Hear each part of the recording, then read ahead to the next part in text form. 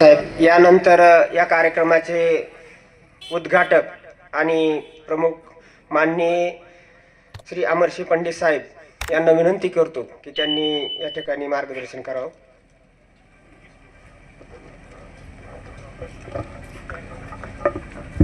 आजच्या या कार्यक्रमाला व्यासपीठावर उपस्थित असलेले कार्यक्रमाचे प्रमुख अतिथी, मुद्दाम दिल्लीहून इथं आलेले सेंद्रिय शेतीचे प्रणेते कांती प्रकाशजी, व्यासपीठावर उपस्थित असलेले आमचे तरुण सहकारी मित्र कृषीभूषण शिवरामजी घोडके, खरेदी विक्री संघाचे आपले प्रमुख जयदीपजी आवटी, मालेगाव सोसायटीचे आपले प्रमुख बैरामजी खरात, व्यासपीठावर उपस्थित असलेले सर्व सन्माननीय अतिथीगण, मी अधिकचा वेळ घेणार नाही. आज लग्नाची तिथी आहे. तुकारामजीला मी म्हटलं होतं वेळेवर आलं तर चालेल का. वेळेवर आल्यावर इथं लोक नव्हते, थोडं लवकर आलो मी 15-20 मिनिटं, म्हणून पुढचे लग्न आणि तात्या गावडेच्या मुलाचं लग्न झालं, मला तिथं जाणं नाही झालं म्हणून ते कार्यक्रम उरकून इथं आलो. पण आज लग्नाची तीत फार मोठी आहे. पहिलं काय जमत होतं ते विजय असायचा, मुलगा असायचा, आता कुणीच नाही. मला जे पूर्ण 10 दिवस मलाच करायची वेळ आलेली आहे सगळं, आणि त्याच्यामुळे जास्तीचं लांबलचक बोलणार नाही. माझ्यासमोरचा खरा प्रश्न होता, मी आता शिवरामजींना विचारत होतो की या जैविक गुळाचा आपल्याला दैनंदिन जीवनात काय परिणाम आहे, त्याचा काय असतं. कधी आयुर्वेदिक औषध असतं त्याच्यात आपल्याला गुळ वापरायला सांगतात का, इतर अनेक ठिकाणी गुळ वापरायला कदाचित सांगत असावे. आणि त्याचबरोबर तुकारामजींनी आता ती काकवी सुद्धा सुरू केलेली आहे. मी मगापासून विचार करत होतो शिवरामजी की काकवी किती दिवस टिकणार आहे, टिकते काही मला माहित नाही. कारण एक लक्षात ठेवा की उसाचा रस जो काय आहे तो रस लवकर आपण काढला, फ्रीज मध्ये ठेवला, गार केला तर ठीक आहे, तो टिकल एखादा दिवस टिकल. पण एकदा का तो उसाचा रस बाहेर काढला की ते फर्मेंटेशन होतं, त्याचं फर्मेंटेशन होतं. आणि जशी निरा काढल्यानंतर फ्रीज मध्ये ठेवली तर ती निरा राहते. म्हणजे अनेक डॉक्टर सुचवतात की निरा प्या, त्या औषधी उपचार म्हणून निरा घ्यायला सांगतात. परंतु एकदा का त्याला ऊन लागलं की निराची ताडी होते. आणि ताडीबद्दल मी नव्यानं सांगायची गरज नाही, बहुतेकांना कदाचित अनुभव असेल नसेल मला माहित नाही, परंतु काय होतं ते आपण पाहतोय. म्हणून ही काकवी, भीमा मी तुमचं बोलत नाही, मी सगळ्यांचं विचारतो, मी तुमचं बोलत नाही. भीमाला वाटलं माझ्याकडे पाहून मधु आणि भीमा एकमेका आपसात चर्चा करायला लागले, म्हणून हा प्रश्न होता. परंतु गुळ जे काय, यांनी जी कल्पना सुचवली कांती प्रकाशजींनी आणि शिवरामजीनं सुद्धा, हा गुळ जो काय आता आपण शहरी भागात सुद्धा पाहतो, महानगरामध्ये पाहतो आपण, पुण्याला, मुंबईला, आणि पुण्याला तर सर्रास पाहतो, संभाजीनगरला पाहतो आपण की गुळाचा चहा म्हणून बोर्ड लागणारे आता आपल्याला हॉटेल पाहायला मिळाले. ते जैविक गुळ वापरतात ते. पण आपल्याला ग्रामीण भागात त्याचं महत्व नाही. इथं केलेलं आहे म्हणून तळण्याच्या वाडीच्या लोकांना कदाचित त्याचं महत्व नसेल. माझ्याकडे किराणा दुकानात गुळ पडलेला नाही, ह्याचं त्याचं काय असं फरक आहे म्हणून लोक विचार करतात. परंतु रासायनिक प्रक्रियेतनं आलेला गुळ आणि जैविक प्रक्रियेतनं आलेला गुळ ह्याच्यात नक्कीच फरक आहे. पहिल्यांदा अनेक लोक म्हणायचे, अनेकांनी सांगितलं. मी एक जणाला, आमचा एक सहकारी आहे त्या संगम जळगावला, परदेशी परिवार म्हणून आहे हिंगणगावला, त्या लोकांना मी सुचवलं होतं परदेशीला की तू प्रयत्न कर यार, लोक म्हणतात तर प्रयत्न कर आणि जीवामृत वापरा म्हणलं. तर त्यांनी पहिल्या वर्षी जे काय ते जीवामृत वापरला, त्याचा परिणाम असा झाला की ऊसाचं उत्पन्न इतक्या चांगल्या प्रमाणात आलं नाही, 10 ते 12 टनाचं उत्पन्न आलं. मी गंगाला सांगितलं की 2 साल थांब यार, ह्याच्यात फरक नक्की होईल असं माझं मत आहे. आता 2-2.5 वर्षापूर्वी विधानसभेच्या अगोदर मी गंगाकडे चहाला गेलो होतो. विधानसभेच्या अगोदर 1 वर्ष चहाला गेलो. तर आज त्या जीवामृतामुळं त्याच्या 3 एकर मध्ये त्यांनी सांगितलं की साधारण 155-160 टन ऊस निघाला.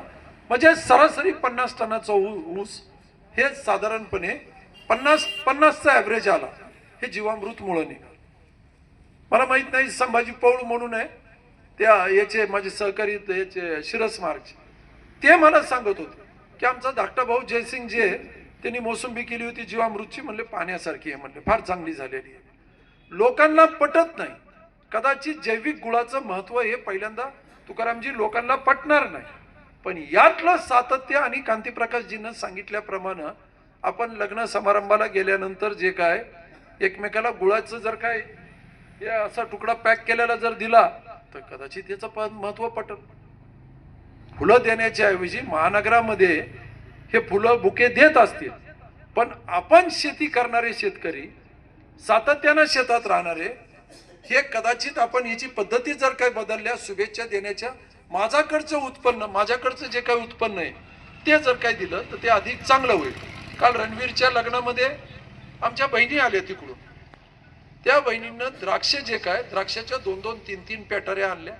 आमची एक दुसरी बहीण आली, तिने बेदाना आणला, साधारण 5 किलोचा पॅटरी पॅक केलेला बेदाना आणला. मला प्रीती खाणार कोण म्हणले, तुम्ही उघडा म्हणले भैया एकदा ये. आता त्या लग्न कार्यक्रमात मला तिथं त्या गडबडीत काही करता नाही आलं, पण बीडला आल्यानंतर नेमकी ती बहीणही तिथं आली होती एका कार्यक्रमाच्या निमित्तानं. तिने सांगितलं की ते कोणी पाहिलं नव्हतं त्याच्याकडे, उघडून खाला, इतका चवदार बेदाना होता. त्याने सांगितलं हे पूर्ण बेदाना आपल्याकडचा जो तयार होतो हा पूर्ण जैविक पद्धतीनंच तयार होतो, याच्यात रासायनिक प्रक्रियेतनं बेदाना आपण करत नाही. पण त्यातला ड्राईंगचा जो काही भाग आहे तो बेदाना असा पसरला जातो, तो भट्टीत टाकला जातो. ते कसा केला जातो मी सहज विचारलं, त्यातनं त्यांनी सांगितलं की कॉस्टिक सोडा आणि इतर रासायनिक हे आपण फार फार म्हणजे जवळपास 90-95% कमी केलेलं आहे. पण तो बेदाना इतका चवदार होता आणि ज्या ज्या ठिकाणी जातो त्या ठिकाणी 1-अर्धा किलोची पॅक केलेले, तिकडे घरी यायचं म्हणून मी 4 किलो आणलेले आहेत बरोबर. पण हीच पद्धत आहे, ही आपण आपली मार्केटिंग केलेली. मला कांतीप्रकाशजी जे काय म्हणले, शिवरामजी जे काय म्हणले, मला ते पटायला लागलं. आज आपण आपलं उत्पादन याचं महत्व जोपर्यंत ग्रामीण भागातल्या लोकांना पटत नाही, तुकारामजी हितं करतात म्हणून वाडीच्या लोकांनी त्याच्याकडे दुर्लक्ष करावं हे चुकीचं होईल. आणि म्हणून हे जे काही नवीन स्टार्टअप म्हणावं लागेल याला, हे जे काही नवीन उद्योग तुम्ही सुरू केलेला आहे तुकारामजी, ह्याला याच्यातलं सातत्य टिकून ठेवलं पाहिजे, याच्यातलं सातत्य टिकून ठेवलं पाहिजे. आणि शेतीचा हा काळ बदलताना आपण पाहायला लागलेलो. तुमचं गाव पहा, पिंपळगाव पहा, काळ बदलायला लागलेला आहे. पहिल्यांदा ज्या वेळेस मी राजकारणात आलो, कल्याणराव इथं होते, मग राम झाला गेले का हा आहेत ना तिथं, नाही पण त्यांना ऐकू येत नाही, जाऊ दे त्यांचं.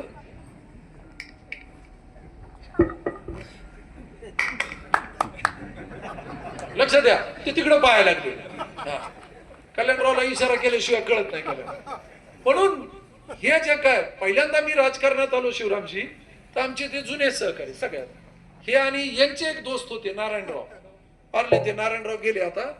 ह्या दोघांना पाईपलाईन दिली होती. मी राजकारणात पहिल्यांदा आलो तेव्हा पाईपलाईन वगैरे असं इतकं कौतुक नव्हतं. 25 वर्षापूर्वीची गोष्ट, पहिल्यांदा पाईपलाईन दिली होती. आज परिस्थिती बदललेली. आज पहा तुम्ही, मला वाटतं पिंपळगाव, तळण्याची वाडी इथलची आता म्हणजे बागायतीचं रान क्षेत्र शिल्लक नसत. काल पांगरीला गेलो होतो, पांगरीला जवळपास ज्या गावातलं मजूर हे साधारण 60-65% ऊस तोडीला जात होतं, आज साधारणपणे 99-98-99% लोक आता शेती करायला लागलेले आहेत, बागायती झालेले आहेत. पाईपलाईन करायच्या भीती वाटत होत्या. राजपिंपरी सारखं गाव, त्या राजपिंपरीला जवळपास 80% लोक ऊस तोडीला जायचे. आता काल परवा गेल्या आठवड्यात त्या राजपिंपरीचे लोक कशाला आले गेवरायला? 54 लोकांनी गेल्या वर्षी पाईपलाईन राजपिंपरीतनं 54 पाईपलाईन गेल्या एकच महिन्यात. वेगवेगळ्या चरी 12-15 चरी करून 54 पाईपलाईन ह्या राजपिंपरीला गेल्या. ते काल परवा आले की तिथं फीडर करायचं आहे म्हणून, सेपरेट फीडर आम्हाला करून द्या, लोड सहन होत नाही. लोक शेतीकडे अधिक डोळसरित्या आणि गांभीर्यानं पाहायला लागलेले आहेत. का? यांनी केलं चांगलं झालं, यांनी केलं चांगलं झालं, यांनी केलं चांगलं झालं, मी पण करू शकतो, हा विश्वास निर्माण झाला त्यांच्यात. तुकारामजींनी आज केलेला प्रयोग हा चुकीचा नाही. 100% चुकीचा नाही, पण त्याला लोकमान्यता प्राप्त झाली पाहिजे. ती लोकमान्यता कुणी दिली पाहिजे? पुणे मुंबई तिकडच्या लोकांनी नाही. आपल्याला आपलं महत्व कळत नाही. आपली जमीन आहे, पाणी आहे, कुणी कशाला आणायची, कधी काय उद्या पाणी गेलं तर मायला सगळं जळून जाईल आपलं. पांगरीच्या लोकांच्या डोक्यात हेच आजपर्यंत पाईपलाईन न करण्याचं कारण.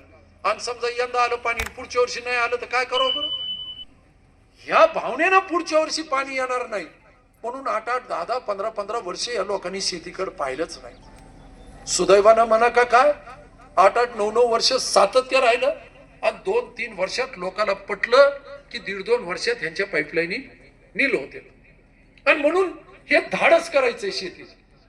कुणी हा प्रयोग करतोय, कुणी माळवाचा प्रयोग करतोय, कुणी फळबागाचा प्रयोग करतोय, कुणी काय प्रयोग करतोय. आणि मग हे प्रयोग करत असताना याच्यातलं यश, प्रयत्न आपण प्रामाणिकपणे करतोय, याच्यातलं यश हे अनिवार्य आहे, हे क्रमप्राप्त आहे. मिळत कसं नाही, पण करायचं नाही. बाहेर गेल्यावर ऊन लागल म्हणून बाहेरच जायचं नाही, असं नाही होऊ शकणार ना. आणि म्हणून हेच चित्र बदलणारा, या देशातलं खऱ्या अर्थानं चित्र बदलणारा तो फक्त एकच आहे, आणि तो म्हणजे आपला बळीराजा. ते धाडस तेच करू शकतो, दुसरं नाही करू शकतो. पण धाडस करत असताना आपल्या लोकांचं काम आहे की या धाडसाला खऱ्या अर्थानं त्याचं कौतुक करणं, हे खऱ्या अर्थानं ही आपली तुमची आमची जबाबदारी. मी अधिकचा वेळ घेणार नाही, कार्यक्रम अधिकचे म्हणून मला पुढेही जाणं आहे. पण मला चिठ्ठी आलेली AI तंत्रज्ञानाबाबतीत. सध्या AIचं तंत्रज्ञान आपल्याला सोशल मीडियावरच पाहायला मिळतं. जे मी केलंच नाही ते मी केलं असं दाखवायचं असेल तर ते AI तंत्रज्ञान आहे. दादा गेले, अजित दादा, पण तदनंतरही त्यांच्या आठवणी, त्यांचे भाषण जे काही लिहिलेले, तदनंतरही त्यांचे भाषण त्यांच्याच स्वरात आपल्याला जे काय ऐकायला मिळतं ते AI तंत्रज्ञान. आणि मग आता शेतीमध्ये हे आहे AI तंत्रज्ञान, हे आता यायला लागलेलं आहे. आणि मग हे जे तंत्रज्ञान आहे, या तंत्रज्ञानाद्वारे तुम्हाला माहित असेल, नाशिकचा एक ग्रुप आहे, लक्षात येईल, मी सांगतो थोड्या वेळ. ते ग्रुप आहे, त्यांचा शेतीच्या संदर्भातलं आणि हवामानाच्या संदर्भातलं एक ऍप आहे. एक ऍप आहे त्यांचं. त्या ऍपद्वारे आपल्याला कळतं की वातावरणातली, या भागातली आर्द्रता काय, या भागातली उष्णता काय, पाणी देणं गरजेचं आहे का, पाऊस इथं काय दिलं पाहिजे, काय केलं पाहिजे. आणि म्हणून हे जे काही AI तंत्रज्ञान आहे, दमादमाने आपल्याला आता शेतीत सुद्धा याचे ऍप येत आहेत, इंट्रोड्यूस होत आहेत. आणि शेतीत सुद्धा आपल्याला ही तरुण पिढी, हे जे काही बसलेली तरुण पिढी आहे, ह्या AI तंत्रज्ञानाचा वापर करत असताना मला वाटतं जास्त नाही 2 वर्ष थांबा. या 2 वर्षात हे AIचं तंत्रज्ञान आपल्याला शेतीमध्ये वापरत असताना आपल्या गेवराई तालुक्यात आपल्याला दिसत. पश्चिम महाराष्ट्रात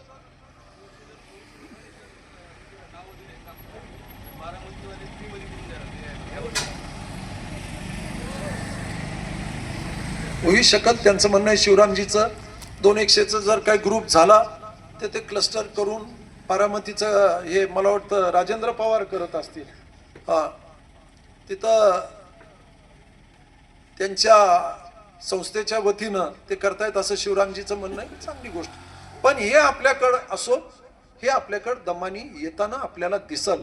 आणि तुम्ही वाट जास्त वेळ पाहायची गरज नाही, 2-1 वर्षात हे होताना दिसल तुम्हाला. आणि म्हणून आपला आता अधिकचा वेळ घेत नाही, परत एकदा एका नवीन कार्यक्रमाचा साक्षीदार होण्याची संधी बोरकर परिवारानं दिली, त्याबद्दल मी त्यांचे आजच्या या कार्यक्रमाच्या निमित्तानं त्यांना शुभेच्छा देत असताना अगदी मनापासून तुमचे आभार मानतो. एक नवीन कार्यक्रम आणि त्या कार्यक्रमाला उपस्थित राहून काही याही मंडळींकडनं शिकायला मिळतं, आपल्याला ऐकायला मिळतं. त्यांचे सगळ्यांचे पार दिल्लीहून इथं आलेले आहेत या कार्यक्रमासाठी. आणि म्हणून कांतीप्रकाशजीचे सुद्धा गेवराईत मी स्वागत करतो. शिवरामजी कृषीभूषण, त्यांनी कृषी क्षेत्रात असं भरीव अशा प्रकारचं योगदान आहे. जैविक शेतीमध्ये अतिशय उत्तम काम करताना ते पाहायला मिळतात. थेट इतर अनेक विद्यापीठांशी त्यांनी टायअप केलेलं आहे, अनेक विद्यापीठांशी त्यांनी टायअप केलेलं आहे इथं. आणि म्हणून त्यांचंही या क्षेत्रातलं योगदान अतिशय चांगलं आहे, मोठं आहे. त्यांचं सगळ्या दोघांचंही मी गेवराईत अगदी मनापासून स्वागत करतो. केलेलं आदर आतिथ्य बोरकर परिवाराचे अगदी मनापासून आभार. धन्यवाद.